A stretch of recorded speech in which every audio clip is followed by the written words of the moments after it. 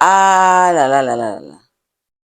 En fait, ton mari là, qui doute de ta fidélité là, c'est parce que c'est lui qui est infidèle. Oui, tu as bien compris. Il est infidèle. Donc, tellement qu'il est infidèle, il pense que tu n'es pas fidèle. Je ne sais pas pourquoi tu te prends la tête. Parce qu'il doute de toi. Il doute de ta fidélité. Et toi aussi, tu te prends la tête pour dire, ouais, mon mari doute de ma fidélité. Mais, c'est quoi? Tu as bien compris. Non, princesse, attends. En fait, je peux te comprendre, hein. Je peux comprendre que ton mari est en train de douter de ta fidélité et ça te rend malade. Parce que tu es fidèle à cet homme-là et lui, il doute. Et là, ça te fait penser que, mais pourquoi il doute? En fait, je comprends parfaitement. Je comprends très bien. Et ne t'inquiète pas. Si toi, tu sais que tu es fidèle, ne te prends pas la tête. Pose-toi calmement. Parce que je vais te raconter l'histoire d'une jeune femme, d'accord, qui a eu ce genre de trucs, de choses dans son foyer. Et à la fin, elle a fini par apprendre que c'est son mari qui était infidèle. Parce qu'il prêchait le faux pour avoir le vrai. Mais si j'ai le temps, je vais te raconter une autre histoire où ça s'est bien terminé parce que, en fait, la fille a commencé à changer. C'est là que il a commencé à douter d'elle, pensant que elle est en train de le tromper. Par contre, pour commencer la première histoire de notre sœur, ils sont mariés. Est-ce que non, j'appelle pas son nom. Je ne nomme pas non plus. La sœur s'est mariée avec un homme jovial. Moi, je dis, au départ, tout va toujours bien. Et ils sont au foyer. Dans le foyer, tout va bien. Ils ont eu un enfant, ils ont eu un deuxième et tout va bien. Et quand ils ont eu leur deuxième enfant, quand ils ont fait leur premier enfant, euh, la fille a dit, je vais prendre, ça s'appelle congé parental ou quoi, quelque chose comme ça, pour veiller sur mon enfant. Je ne vais pas mettre l'enfant à la crèche. C'est ce qu'ils ont tous les deux consenti. Et elle est restée à la maison jusqu'à, l'enfant a eu quel âge? Est-ce que l'enfant a eu 3 ans? Je pense que l'enfant a eu 3 ans. Il a commencé l'école. Et tout de suite, eh ben, le deuxième est arrivé. Et quand elle a fait le deuxième, elle a dit non, il y a trop longtemps que je suis restée à la maison à veiller sur l'autre. Et ça, celui-là, quand il va venir là, je ne vais pas rester, je ne vais pas prendre le congé parental comme j'avais pris pour l'autre. Je vais juste faire mes congés maternité et faire les démarches pour mon travail parce qu'elle avait déjà un poste quelque part quand elle n'était pas encore enceinte. Quand ils se sont mariés, elle avait déjà son travail. Et elle a fait des démarches au niveau du travail pour dire, bon, c'est vrai que je suis enceinte, c'est vrai, je vais reprendre mon travail. Mais étant donné que sa grossesse n'est pas une grossesse comme la mienne, d'ailleurs, oui, je dis, comme la mienne, qui me fait clouer sur le lit pendant 9 mois, ben, elle était bien, donc l'enfant a commencé l'école, donc du coup, ben, elle a repris son poste normalement et tout va bien jusqu'à ce qu'elle a récupéré, elle a repris son congé, ses congés maternité, puis elle a fait l'autre bébé et tout allait bien. Et quand elle a fait l'enfant, elle s'est dit non, je vais pas me délaisser. C'est pas parce que j'ai eu 2 enfants que je vais me délaisser. Donc, je vais me prendre en main. Je vais faire du sport. Et dans leur société, ils ont une salle de sport. Comme ils ont une salle de sport, donc qu'est-ce qu'elle fait? Elle amène toujours sa tenue de sport et à ses heures libres, elle va faire du sport avant de continuer. Ou bien des fois, si elle n'a pas beaucoup de temps, eh bien, dès qu'elle finit à 17 heures, elle prend 1 heure pour le sport. Et surtout, elle aimait beaucoup la danse. Il y a dans la salle, il y a une danse. Et elle allait danser la Zumba ou des fois ce qu'ils font. Donc, tout va bien. Et le premier qu'elle avait fait et qu'elle était restée à la maison, disons qu'elle était un peu délaissée, comme elle ne faisait rien, elle était à la maison. Bon, ben, le corps ne suivait pas. C'est pas ça. Mais le fait qu'elle a commencé à faire son sport, à vraiment prendre soin d'elle, puisqu'elle travaille. Donc, elle a commencé à prendre soin d'elle. Il y a le monsieur qui a commencé à lui envoyer quelques pics. À un moment donné, tu entends, où es-tu? Tu étais avec qui? Non. Il dit, non. Mais pourquoi il me pose ce genre de questions? Bon, bref, les débuts, elle a pris ça comme des rigolades. Avec qui tu es au téléphone? Avec qui tu parlais tout à l'heure? Avec qui tu faisais ceci, cela? Mais à un moment donné, c'est devenu un problème.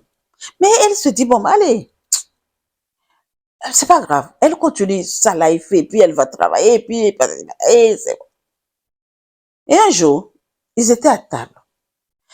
Je veux que tu sois honnête avec moi. Est-ce que tu me caches quelque chose? Tu n'as rien à me dire. T'as pas quelque chose à me dire, non? Mais elle dit, elle dit quoi? Ben, elle dit, Coach Claire, je suis restée figée. Les mots l'ont tellement frappée parce que elle est dans son innocence. Elle prend juste soin d'elle. C'est tout. Elle voyait rien, elle voyait personne. Mais, donc, le monsieur, en fait, c'est lui. C'est lui qui allait draguer partout. C'est lui qui couchait à tout va. Maintenant, pour embrouiller les pistes, au lieu que c'est la dame qui lui pose ces questions, qui ne lui pose pas d'ailleurs, parce que elle-même, elle s'est dit, je fais confiance à mon mari. Eh ben, c'est lui qui pose maintenant des questions. Et elle a tout fait. Elle s'est dit, bon. Et ça, il y a eu une petite dispute ce jour-là à table, et puis elle s'est levée, elle est partie, elle est partie se coucher. Et elle a dit, non, je ne vais pas dormir avec la colère. Elle s'est levée et elle est partie. Elle lui a dit, OK. Elle dit, chérie, je pense que tu traverses une petite crise de doute de moi, tu doutes de moi, mais je peux te comprendre. D'accord? Maintenant, on en parlera après parce que je n'ai pas envie de me mettre en colère contre toi parce que je te comprends. Je comprends quand même. Et le monsieur est parti aussi se coucher. Donc, le jour là, c'était dos à dos. Jusqu'à ce que, un jour, vous savez, quand tu es vrai dans la vie, hein, ce n'est pas toi qui vas faire palabre. C'est Dieu qui travaille à ta place. C'est l'univers qui travaille à ta place. Et un jour, elle a décidé de faire quelque chose. Elle a décidé d'aller lui parler. Et elle a créé un bel emplacement, un bel espace pour discuter avec lui. Chérie, je comprends que tu as des doutes sur moi, sur ma fidélité. Mais rassure-toi, je ne te trompe pas. Et je ne t'ai jamais trompé. Et pour l'instant, jusqu'à ce qu'on soit toujours ensemble, je ne te tromperai jamais. C'est ma parole. Il dit, oui, en fait, je t'ai vu, tu as commencé à changer, et comme tu as commencé à changer, je me suis dit, oui, peut-être tu as rencontré un autre homme à ton travail, parce que patati patata, je ne comprends rien, j'ai vu que oui, ton corps a changé, et maintenant quand tu vas au boulot, tu t'habilles tellement bien, tu es toujours sexy. Donc c'est parce qu'elle est sexy qu'elle a rencontré quelqu'un. Elle dit, ah, mais je fais ça pour moi-même. Je ne fais pas pour quelqu'un d'autre. Pourquoi tu peux y penser? Tu peux penser à cela. Hein? Non. Et ils ont parlé. Ça, tout est rentré dans l'ordre. Ça va. Maintenant, comment on dit, hein? Chacun a son tour chez le coiffeur. Hmm. La dame a continué sa vie. Tout va bien pour elle. Le monsieur, soi-disant que elle a aidé à enlever le doute dans la tête du monsieur. Un jour, il y a toujours un jour. Un jour, madame qui a décidé de rentrer plus tôt à la maison. Parce que ce jour-là, elle avait mal au ventre. Elle s'est dit, aïe, les douleurs que j'ai là, je ne peux pas faire mon sport aujourd'hui. Je vais rentrer plus tôt. Et d'ailleurs, même, elle est rentrée plus tôt que son travail d'ailleurs. Même si elle allait travailler et rentrer à la maison, elle n'allait pas découvrir ce qu'elle a découvert. Comme elle ne se sentait vraiment pas bien, elle a décidé de rentrer plus tôt. Madame arrive à la maison, elle voit que la voiture de monsieur était là. Elle dit, aïe, celui-là, qu'est-ce qui ne va pas? Il est rentré tôt alors. Qu'est-ce qu'il y a dans son travail? Ou bien lui aussi, il est malade. Ou bien il a quelque chose. Elle a commencé à se poser des questions. Donc, elle s'est garée. Elle s'est garée. Comme elle s'est garée là, les voitures neuves là, quand on les gare là, on n'entend pas tellement le bruit. Donc, ils n'ont rien entendu. Jusqu'à ce qu'elle est rentrée dans la chambre. Et c'est là qu'elle a découvert. Mes chers, franchement, est-ce que je vous dis ce qui s'est passé? Est-ce que je vous dis ce qui s'est passé? Il a même l'audace d'amener jusqu'à dans le lit conjugal. Vous avez vu les pervers narcissiques? Donc, quand vous avez un homme comme ça, là, qui doute de vous, pour un oui, pour un non, là, sachez que c'est lui qui a un problème. C'est pas toi. T'inquiète, ma princesse. T'as pas de problème. Tu sais qui tu es. Tu as confiance. Tu le fais confiance. Et tu as confiance en toi déjà. D'abord, avant de faire confiance à quelqu'un, il faut que tu aies confiance en toi avant. Et après, la personne doute de toi, que tu fais ça, ça, ça. Mon Dieu, le coup, les douleurs ont... Elle a dit que elle a vu ça, ils étaient en plein débat. Elle dit, mais non, elle est en train de rêver. Elle dit, non, c'est pas sa maison. Mais non, elle s'est dit, elle est devenue, imaginez-vous, imaginez, on vous a accusé de quelque chose que vous n'avez pas fait. Vous avez tout fait pour arranger. Et quelque temps après, vous voyez que c'est la personne qui était infidèle. Et vous l'arrêtez en flagrant délit. C'est pas qu'on lui ait dit. Moi, je veux que vous m'aidiez dans cette histoire-là parce que quand j'ai écouté cette sœur-là, que j'ai écouté son histoire, parce qu'elle a pris le temps avant de parler de ça, hein, elle est même tombée malade. Si c'était toi, comment tu allais faire? Elle est restée figée. Elle ne bougeait plus. Toutes ses sens sont partis. Elle était debout comme ça, comme un piquet. Et elle le regardait.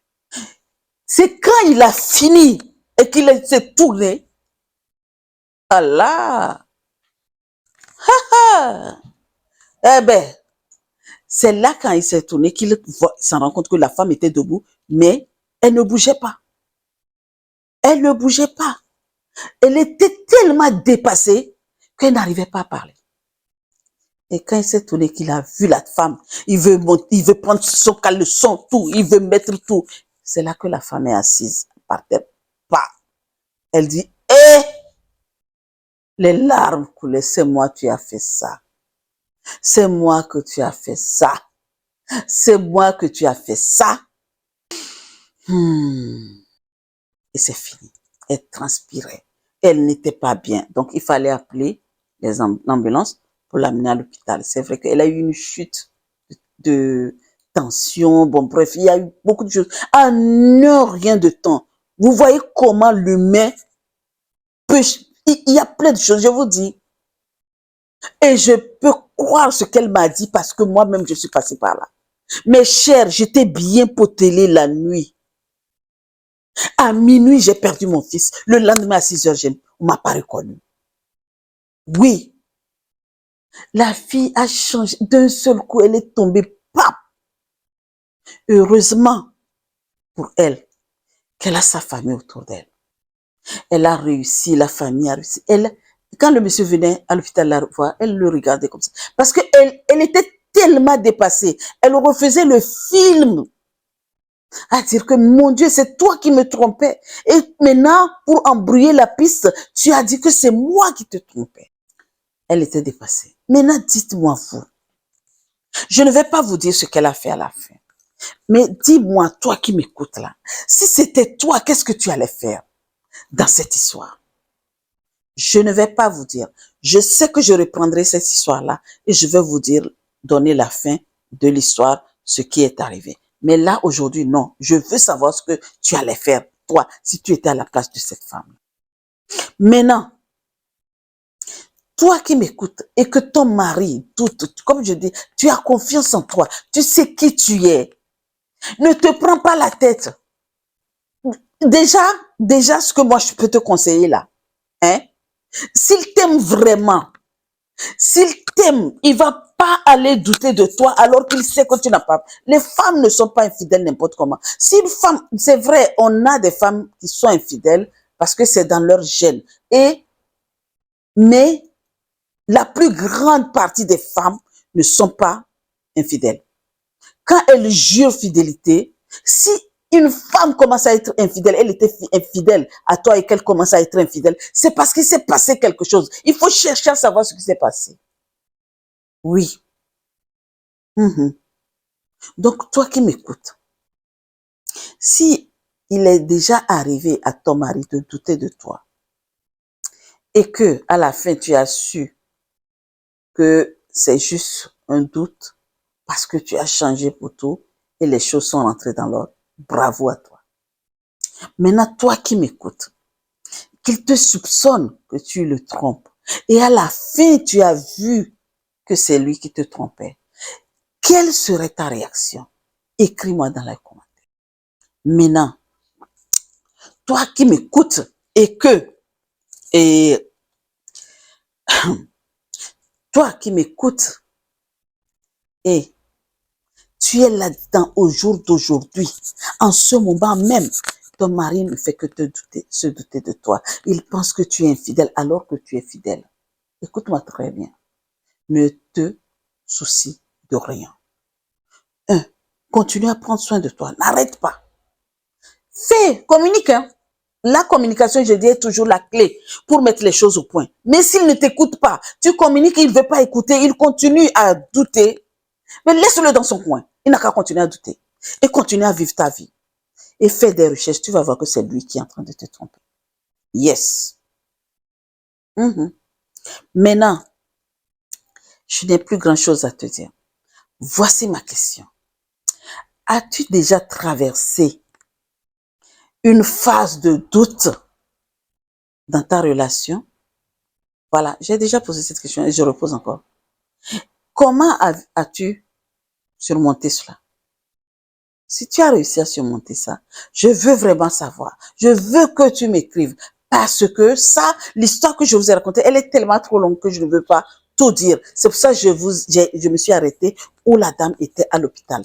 C'est quand, après, je referai si vous voulez que je vous dise le reste là, la partie 2 là, on va parler partie 2 dans une autre vidéo un jour.